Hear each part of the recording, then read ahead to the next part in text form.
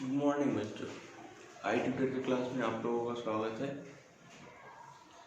और आज हम क्लास 9 के फिजिकल साइंस के पहले चैप्टर जो कि यूनिट एंड मेजरमेंट है, जिसको हिंदी में हम लोग मापन भी बोल सकते हैं, वो स्टार्ट करने जा रहे हैं। तो अब देखिए, मैं कुछ बातें पहले बता देना क्लियर कर देना चाहता हूँ कि जैसे कि हमारे पास कुछ ज़्यादा सुविधाएं हैं नहीं, जैसे कि हमारे पास बोर्ड मार्कर ये सब चीज़ हमारे कोचिंग में बंद है। तो अभी हमारे पास वो सुविधा नहीं है जो हम उसको जाके यहाँ पे सेट कर सके।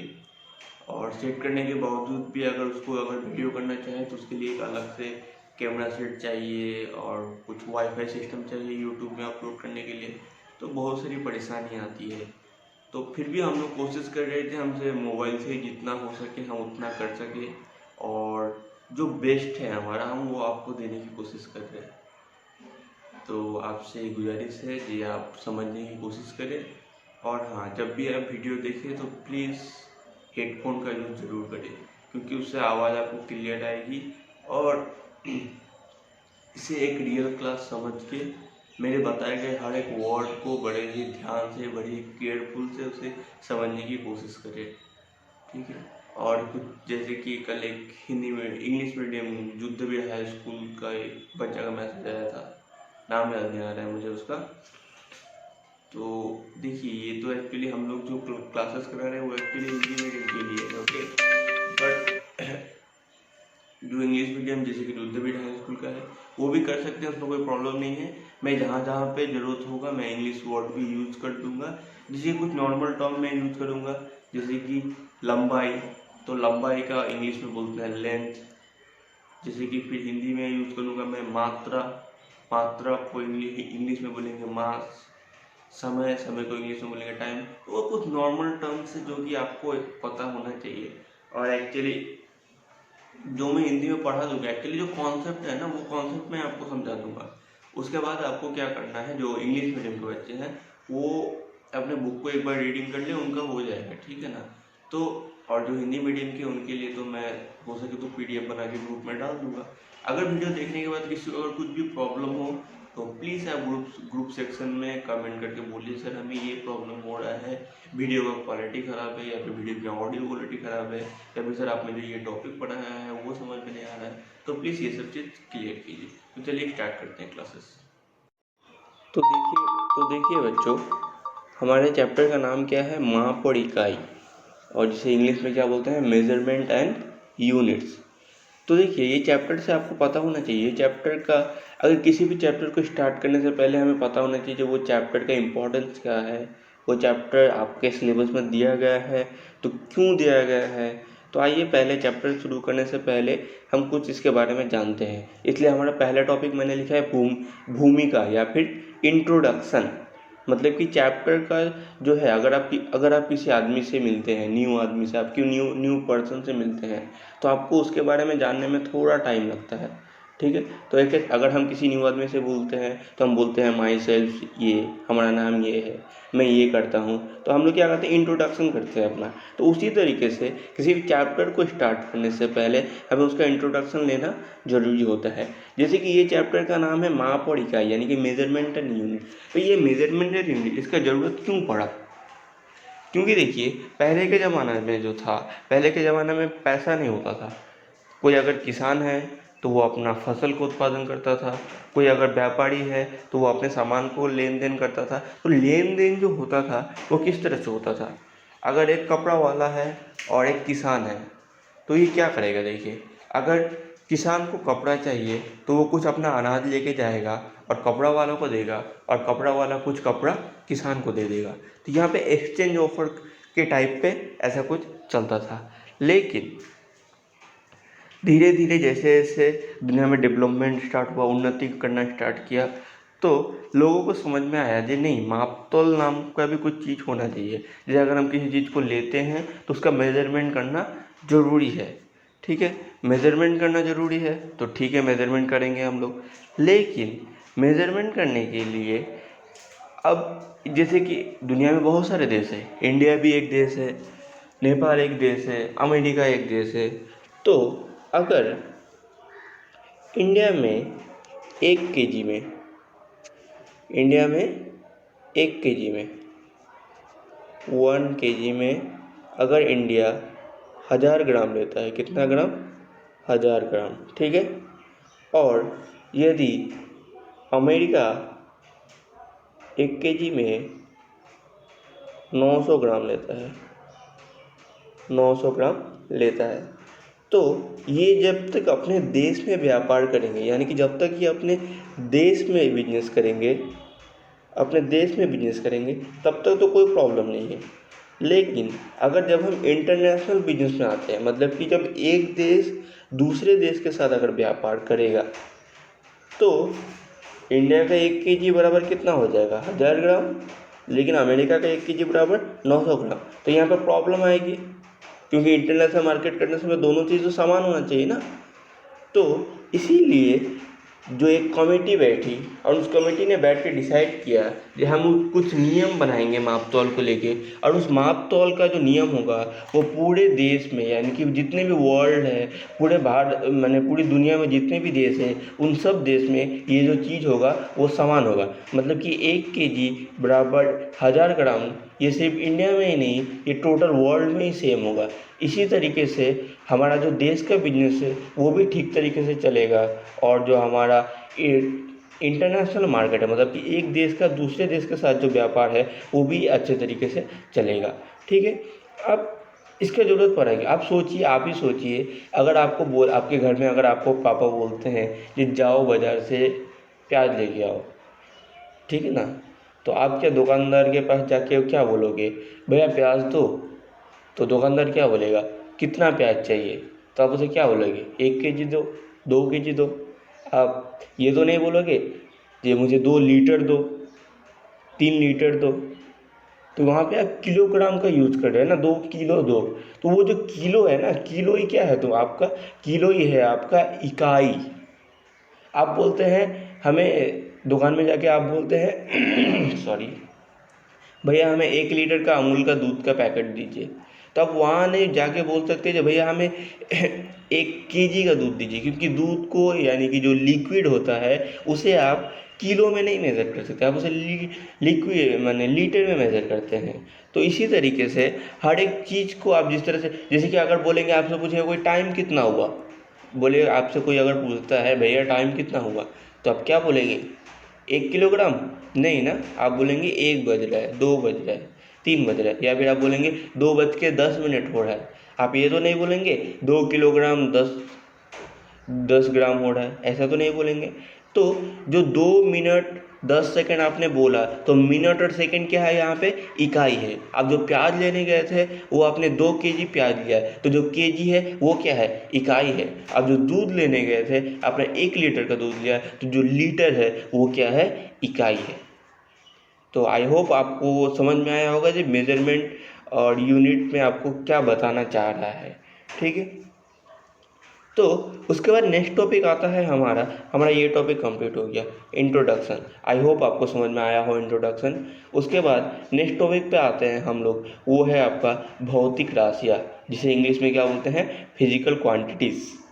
तो फिजिकल क्वांटिटीज़ क्या है, या फिर भौतिक राशि क्या है? अगर सिंपल भाषा में, एकदम सिंपल भाषा में अगर मैं आपको समझाऊँ, तो कोई भी ऐसा चीज़, कुछ भी ले लीजिए आप, जिसे मापा जा सकता है, उसे हम क्या बोलते हैं? भौतिक राशि, या फिर फिजिकल क्वांटिटी कहते हैं। Which thing that can be measure with known as physical quantity. मतलब फिजिकल क्वांटिटी वो चीज़ है जिसे हम माप सकते हैं, मेजर कर सकते हैं। अगर इसके एग्जांपल ले तो लंबाई, इंग्लिश में इसको बोलते हैं लेंथ, मात्रा, मास, तापमान, टेम्परेचर, समय को क्या बोलते हैं? टाइम, ठीक है ना। अब देखिए लंबाई को क्या में मापते हैं? मीटर में मापते हैं। मात्रा को क्या में मापते हैं? किलोग्राम में मापते हैं या फिर ग्राम में मापते हैं। उसके बाद तापमान को क्या में मापते हैं? टेम्परेचर में मापते हैं। और समय को क्या में मापते हैं? सेकंड या फिर मिनट में मापते हैं, ठीक है। तो आई होप आपको ये 2 टॉपिक क्लियर हो गए होंगे। इंट्रोडक्शन क्या है, इंट्रोडक्शन आपको समझ में आया होगा आई होप। और भौतिक राशियाँ, फिजिकल क्वांटिटी क्या है जिसे हम माप सकते हैं, वही भौतिक राशियाँ कहलाती है, जैसे कि लंबाई, मात्रा, समय। तो हमें समझ में आ गया कि भौतिक राशियाँ क्या है, यानी कि फिजिकल क्वांटिटी क्या है। यानी कि जिस चीज़ को भी हम मेजर कर सकते हैं, माप सकते हैं, वही क्या है, भौतिक राशि है या फिर फिजिकल क्वांटिटी है। ठीक है, तो भौतिक राशि या फिर फिजिकल क्वांटिटी को हम दो भाग में विभाजित करते हैं, अदैशिक राशि, अदैशिक राशि और दैशिक राशि। ठीक है, ये ध्यान में रखिएगा, अदैशिक राशि और दैशिक राशि। अदैशिक को इंग्लिश में बोलते हैं स्केलर क्वांटिटी और दैशिक राशि को इंग्लिश में बोलते हैं वेक्टर क्वांटिटी। तो आइए समझते हैं अब अदैशिक क्या है और दैशिक क्या है या फिर स्केलर क्या है। तो अदैशिक का मतलब जिसमें सिर्फ मान हो, अदैशिक राशि जिसमें सिर्फ मान हो। अब मान का मतलब क्या होता है, यहाँ पे मान का मतलब होता है कोई भी संख्या का एक वैल्यू हो। जैसे कि एक लंबाई है ना, तो लंबाई क्या है, लंबाई आपका, लंबाई की इकाई क्या है आपका, किलोमीटर या फिर मीटर। जैसे कि आपका स्कूल आपके घर से 2 किलोमीटर की दूरी पर है, तो आपकी इस घर से स्कूल की लंबाई कितनी हुई, 2 किलोमीटर हुई। मात्रा यानी कि मास, आपने मार्केट से चावल खरीद के लाया, कितना चावल खरीद के लाया, 10 किलो चावल खरीद के लाया। समय, समय आपका कितना हुआ, 1:10 लगा किसी काम को करने में। उसके बाद आयतन या फिर चाल, तो आप देखिए, आप लंबाई ले लीजिए या फिर मात्रा ले लीजिए या फिर समय ले लीजिए या फिर चाल ले लीजिए, ये सब चीज़ में आपको एक मान तो मिलेगा, एक संख्या तो मिलेगा। जैसे कि लंबाई आपको मिलेगा एक संख्या 10 मीटर, 50 किलोमीटर। मात्रा मिल जाएगा आपको 2 किलो, 4 किलो, 10 किलो। समय मिल जाएगा आपको। लेकिन क्या इस चीज़ में आपको दिशा का पता चल रहा है? अगर आप, हमने बोला लंबाई, लंबाई का मतलब क्या, हमने बोला आपके स्कूल, आपके घर से आपकी स्कूल की दूरी 2 किलोमीटर है, लेकिन हमने यहाँ पे दिशा नहीं बताया कि आपके घर से आपका स्कूल कौन सी दिशा में है। मेरी बात को समझने की कोशिश कीजिए। मैंने लंबाई बताई लेकिन दिशा नहीं बताया। मैंने मात्रा, उसका वजन बताया, लेकिन वो दिशा नहीं बताया कि वो वजन कौन सी दिशा में लग रहा है। मैंने समय बताया, लेकिन समय का मैं दिशा नहीं बता पाया कि दिशा कौन सा दिशा में चल रहा है समय। उसी तरीके से आप अगर दैशिक राशि या फिर वेक्टर क्वांटिटी में आइएगा, तो यहाँ पे आपको मान मिलेगा, एक संख्या का वैल्यू तो मिलेगा ही मिलेगा। उसके बाद आपको क्या मिलेगा, दिशा का भी पता चलेगा, आपको डायरेक्शन मिलेगा यहाँ पे। जैसे कि बल, बल का मतलब क्या, फोर्स। हाँ, तो फोर्स आप किसी एक दिशा में लगाते हो ना। जैसे कि आपके रूम में एक टेबल रखा हुआ है, आपके घर में सोफ़ा है, दीपावली का समय है, मम्मी ने बोला घर की सफाई करनी है, तो आप क्या करोगे, उस सोफ़ा को वहाँ से साइड करके क्या करोगे, रूम की सफाई करोगे। तो आप सोफ़ा को क्या करोगे, एक तरफ से धक्का दोगे। तो आप जब सोफ़ा को एक तरफ से धक्का दोगे, तो आप वहाँ पे क्या करोगे, एक बल लगा रहे हो वहाँ पे। तो आप जब वहाँ पे बल लगा रहे हो, तो वो बल से क्या होगा, सोफ़ा एक दिशा में जाएगा, आपको दिखाई तो देगा ना सोफ़ा कौन सी दिशा में जा रहा है। तो यहाँ पे आपको दिशा का भी पता चलेगा। आप तो बल तो लगा ही रहो, आप कितना एनर्जी लगा रहे हो, वहाँ पे आप, बल की इकाई होती है न्यूटन, तो आप वहाँ पे 10 न्यूटन फोर्स लगा रहे हो या फिर 15 न्यूटन का फोर्स लगा रहे हो, आप यहाँ पे 20 न्यूटन का फोर्स लगा रहे हो, आप जितना भी न्यूटन का फोर्स लगा रहे हो, आपको वो तो फोर्स, तो एक तो मान तो पता चल ही रहा है आपको, लेकिन यहाँ पे आपको दिशा का भी पता चल रहा है। ठीक है, उसके बाद वेग, वेग, वेग का मतलब इंग्लिश में बोलते हैं हम लोग इसको वेलोसिटी। तो वेलोसिटी का मतलब क्या होता है, वेलोसिटी मीन्स विच है बोथ मैग्नीट्यूड एंड डायरेक्शन।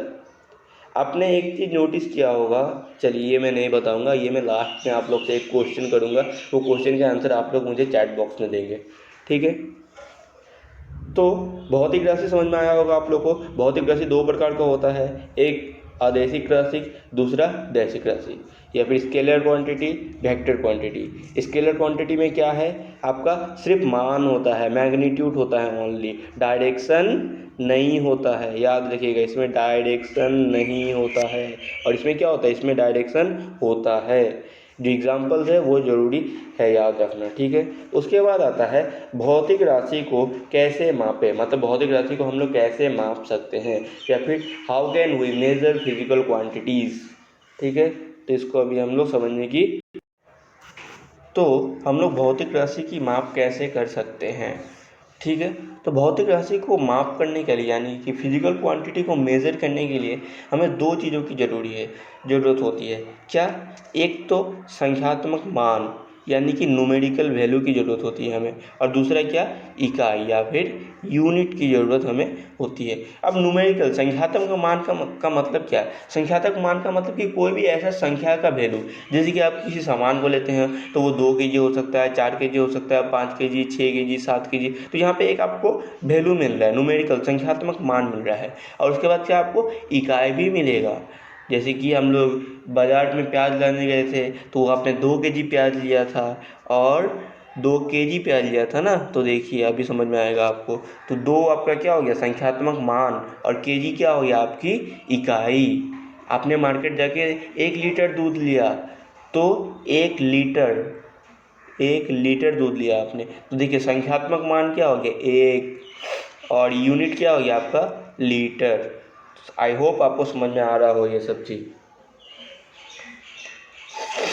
उसके बाद इकाई में जैसे कि लंबाई को, इकाई को हम लोग क्या लेंगे, मीटर लेंगे, और समय की इकाई को क्या लेंगे, सेकंड ले सकते हैं या फिर मिनट ले सकते हैं। एक चीज़ हमेशा याद रखिएगा, जैसे कि लंबाई का मीटर भी होता है, किलोमीटर भी होता है, और समय का क्या होता है, सेकंड भी होता है और मिनट भी होता है। तो एक टाइम पे हम लोग किसी एक चीज़ को ही लेंगे। अगर हम लोग किसी लंबाई को मीटर में माप रहे हैं तो उसको सिर्फ मीटर में ही मापेंगे, या फिर हम लोग समय को मिनट में माप रहे हैं तो उसको सिर्फ मिनट में ही मापेंगे। ऐसा नहीं कि हम किसी लंबाई को बोलेंगे वो 2 किलोमीटर 10 मीटर है, ऐसा नहीं बोलेंगे, हम उसको मीटर में ही बोलेंगे या फिर किलोमीटर में ही बोलेंगे।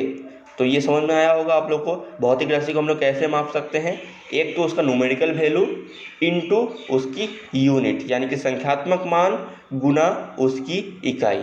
ये चीज़ आपको समझ में आना चाहिए। और एक बहुत इंपॉर्टेंट क्वेश्चन है जो कि आपको क्लास 9 के एग्जाम में, फाइनल एग्जाम में मिलता ही है, या फिर MCQ क्वेश्चन में भी आपको मिल सकता है। आपको एक क्वेश्चन दे देगा, जे दिए गए नीचे दिए गए ऑप्शन में कौन सी इकाई विहीन भौतिक राशि है, यानी कि इकाई विहीन भौतिक राशि को चुने, या फिर आपको इंग्लिश में अगर बोला जाए तो choose the correct option which is unitless physical quantity. ठीक है, तो इसको आपको जस्ट याद रखना है और कुछ यहाँ पे ध्यान नहीं देना है आपको, बस आपको इसको याद रखना है, इकाई विहीन भौतिक राशियाँ, यानी कि यूनिटलेस फिजिकल क्वांटिटी। इसका मतलब क्या होता है, यूनिटलेस यानी कि इकाई विहीन, मतलब इसकी कोई इकाई नहीं होती है, यानी कि उसको हम लोग माप ही नहीं सकते हैं। यानी कि उसको अगर हम लोग माप भी लेते हैं तो किस टर्म में मापेंगे, उसको किस तरह से रिप्रेजेंट करेंगे, वो हमें नहीं आता है, वो हमें अच्छा से पता ही नहीं है। तो किसी भी चीज़ की अगर कोई परफेक्ट इकाई ना हो, या फिर किसी भी चीज़ की अगर परफेक्ट यूनिट ना हो, तो उसे हम यूनिटलेस फिजिकल क्वांटिटी कहते हैं, या फिर इकाई विहीन भौतिक राशियाँ कहते हैं। आपको जस्ट ये याद रखना है और कुछ नहीं करना है। एग्जाम्पल क्या क्या हैं इसके, जो 3 इंपॉर्टेंट एग्जाम्पल है वो मैंने यहाँ पे लिख दिए हैं, आप बस इसको याद कर लीजिएगा, आपका काम हो जाएगा। पहला क्या है, परमाणु भार, एटॉमिक वेट। दूसरा क्या है, आपेक्षिक घनत्व, यानी कि रिलेटिव डेंसिटी। उसके बाद थर्ड वन क्या है आपका, थर्ड वन है आपका आपेक्षिक आर्द्रता, यानी कि रिलेटिव ह्यूमिडिटी। ये 3 एग्जाम्पल है यूनिटलेस क्वांटिटी की, यानी कि इकाई विहीन भौतिक राशि को। आप इन्हें याद करके रखिएगा, एग्जाम में आपको नॉर्मली ये क्वेश्चन मिलता ही है। उसके बाद इकाई आपको समझ में आ गया, इकाई का मतलब क्या, आपने प्याज लिया 2 kg, तो 2 को साइड कीजिए, क्या बचा, kg क्या है, इकाई है। आपने दूध लिया 1 लीटर, 1 को साइड कीजिए, क्या में लिया आपने, लीटर में लिया, वो क्या है, आपका इकाई है। तो इकाई को हम 2 भागों में बांटते हैं, एक है आपका मौलिक इकाई और दूसरा है आपका व्युत्पन्न इकाई। यानी कि मौलिक इकाई को इंग्लिश में बोलते हैं फंडामेंटल यूनिट, और व्युत्पन्न इकाई को बोलते हैं हम लोग डिराइव यूनिट। ठीक है, अब इसके बारे में 2-3 कॉमन चीज़ें हैं जो अगर आप पता हो जाए तो देखिए, ये जो फिजिकल साइंस है ना, इसमें मेन आपका कॉन्सेप्ट है। अगर आपके पास कॉन्सेप्ट क्लियर है तो आप क्या कर सकते हैं, एक बार बुक को रीडिंग कीजिएगा, आपको सब कुछ समझ में आ जाएगा। लेकिन अगर आपके पास कॉन्सेप्ट क्लियर नहीं है तो आप बुक को 10 बार पढ़ लीजिए, आपको कोई फ़ायदा नहीं होने वाला।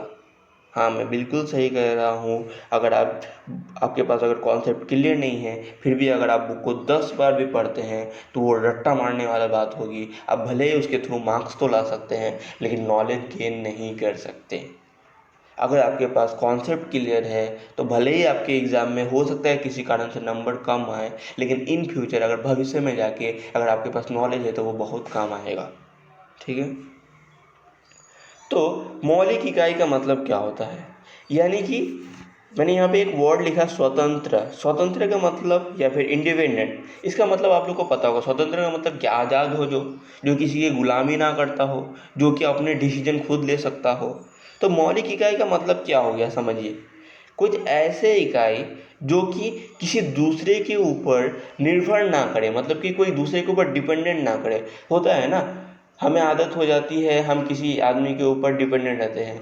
जैसे कि कोई एक आपका बेस्ट फ्रेंड है, आप किसी भी काम को करने के लिए उसके ऊपर डिपेंडेंट है, जब वो कर देगा तो मैं वो काम करूँगा। तो यानी कि आप स्वतंत्र नहीं हैं, आप उसके ऊपर माने क्या बोलेंगे, डिपेंडेंट है, आप उसके ऊपर निर्भर है। तो जिस दिन आप अपने काम को खुद से करने लगेंगे, यानी कि आपने किसी काम को करने से पहले किसी की सलाह नहीं ली, आपने किसी से कुछ पूछा नहीं, किसी की सहायता नहीं ली, तब आप क्या कहलाएंगे, तब आप स्वतंत्र कहलाएंगे। तो इसी को बोलते हैं हम लोग इंडिपेंडेंट। तो जैसे कि लंबाई, लंबाई की इकाई क्या है, हम लोग की लंबाई की यूनिट क्या है, हम लोग की मीटर या फिर किलोमीटर ना। मात्रा की इकाई क्या है हम लोग की, ग्राम या किलोग्राम। उसके बाद समय की क्या है हम लोग की, मिनट या फिर सेकंड, सेकंड या फिर मिनट। तो ये देखिए, इन दोनों की जो टर्म है, इन सब में आपको दिखाई दे रहा होगा, इनका एक यूनिट है, इनका अपने पहले से ही एक यूनिट है। ये किसी के ऊपर स्वतंत्र माने स्वतंत्र है, ये किसी के ऊपर डिपेंडेंट नहीं है। वही अगर आप व्युत्पन्न इकाई की बात करें, यानी कि डिराइव यूनिट की बात करें, तो ये क्या होता है, देखिए, दो यूनिट से मिलकर बना होता है। मैं आपको समझाने की कोशिश करता हूँ, एक मिनट। जैसे कि देखिए, लंबाई को हम लोग क्या में मापते हैं, मीटर में या फिर किलोमीटर में, दोनों में से कोई एक, दोनों को एक साथ नहीं मेजर करेंगे। समय को या तो सेकंड में लेंगे या फिर मिनट में लेंगे। तो जैसे कि देखिए, चाल यानी कि स्पीड, स्पीड का मतलब क्या होता है, तय की गई दूरी, ये दूरी है, हाँ, ये जो है, ये क्या है, थोड़ा लिखने में भूल हो गया, ये दूरी है, ठीक है। तो तय की गई दूरी बटा लगा समय, अगर इसको इंग्लिश में हम लोग बोलेंगे तो travel total distance upon time, यानी कि total distance upon total time. तो जो डिस्टेंस है, डिस्टेंस की यूनिट क्या है, मीटर, डिस्टेंस की यूनिट क्या है, मीटर, और टाइम की यूनिट क्या है, सेकेंड, ठीक है। तो देखिए, तो इसकी यूनिट क्या होती है, मीटर पर सेकेंड। तो यानी कि चाल जब हम लोग बोलेंगे, तो चाल बोलने में हम लोग क्या यूज करेंगे, चाल की यूनिट हम लोग क्या लिखेंगे, मीटर पर सेकेंड। हम लोग यहाँ पे ये नहीं बोलेंगे कि सिर्फ मीटर या फिर सिर्फ किलोमीटर या फिर सिर्फ सेकेंड या फिर मीटर है, यहाँ पे दो चीज़ मिलके बना, देखिए, मीटर अपॉन सेकेंड। तो आप बताइए, क्या ये इंडिपेंडेंट है, क्या ये स्वतंत्र है, ये तो स्वतंत्र नहीं है, ये तो दो चीज़ से मिलकर बना है। ये मीटर से मिलकर बना है, मीटर तो लंबाई की यूनिट है, ये समय से मिलकर बना है, समय की यूनिट क्या है, सेकेंड है। तो ये दो यूनिट जो मिला है, ये तो किसी और का यूनिट है, ये तो इसका अपना नहीं है, तो ये किसी और से मिलकर बना है, इसीलिए ये स्वतंत्र नहीं है। और जो आपका जो मौलिक इकाई था वो क्या था, स्वतंत्र होता था। अब देखिए, इकाई का महत्व, यानी कि इम्पोर्टेंस ऑफ यूनिट, इकाई का महत्व क्या होता है। अब इकाई का महत्व क्या होता है, ये नॉर्मल कुछ क्वेश्चंस है जो कि नॉर्मल एग्जाम में पूछे जाते हैं आपसे, फाइनल एग्जाम में या फिर क्लास के यूनिट टेस्ट में पूछे, इकाई का महत्व क्या है या फिर इम्पोर्टेंस क्या है। तो देखिए, अगर यूनिट एंड मेजरमेंट का कोई सिस्टम नहीं होता तो किसी भी चीज़ को मापने में या मेज़र करने में हमें बहुत असुविधा होती, किसी भी चीज़ की परफेक्ट एक्यूरेट वेट हम लोग नहीं निकाल सकते। हाँ, किसी भी चीज़ का मेजर में कोई भूल है तो उस भूल को नहीं निकाल सकते हम लोग। तो आपके बुक में ये 2-3 पॉइंट में कुछ आंसर दिए होंगे, आप उन्हें याद कर लीजिएगा एक बार। और आई होप मैं आशा करता हूँ आपको आज का क्लास समझ में आया होगा। अगर आज के क्लास में अगर आपको कोई भी प्रॉब्लम हो तो प्लीज़ ग्रुप सेक्शन में मैसेज कीजिए, ग्रुप चैट में आप मैसेज कर सकते हैं विदाउट एनी डाउट। अगर आपको कुछ भी कंफ्यूजन है, कोई भी चीज़ समझ में नहीं आ रहा है, तो कुछ ये मत सोचिए जो सर क्या सोचेंगे, तो विदाउट कुछ भी मैंने दिमाग में कुछ झमेला रखिए ही मत, आप डायरेक्ट मुझे मैसेज कीजिए, सर हमें ये चीज़ समझ में नहीं आ रहा है, और हम आपके हेल्प करने के लिए हमेशा तैयार हैं, ठीक है।